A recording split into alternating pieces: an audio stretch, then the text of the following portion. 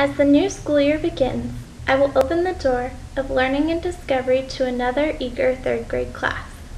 I want my students to learn and grow in my classroom, as every teacher does. Quotes hung around the room will hopefully inspire my students and encourage them to challenge themselves. Colors will splash the walls of my classroom and the dull cement blocks. Hopefully, with some color on the walls, my students will feel less like they are sitting in a prison cell awaiting their sentencing. These colorful dots will also function as assignment writing boards, so students always know what work needs to be completed for the time being.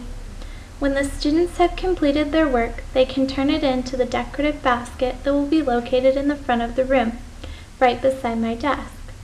I will grade these papers each night and put graded papers in the return basket. It is the students' responsibility to collect their papers and see if they need to fix anything and return it for regrading.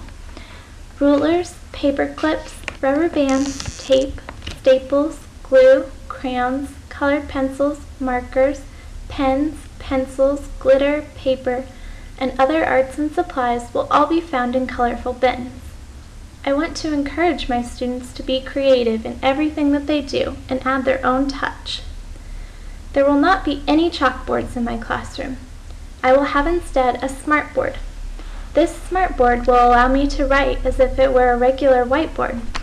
However, it will also have other, seemingly endless possibilities. With my smartboard, I will be able to project images, PowerPoints, documents, practically anything. My students will love having a smartboard in the classroom because it will allow them to interact with the lesson. As for the other technology in my classroom, it will be fairly limited. I will have a few computers positioned on one side of the room which can be used to complete accelerated reading assessments. I will encourage my students to read outside of what is assigned and to test their knowledge on what they read through the accelerated reading program. Since libraries are becoming more and more technological, I will keep my own library as well.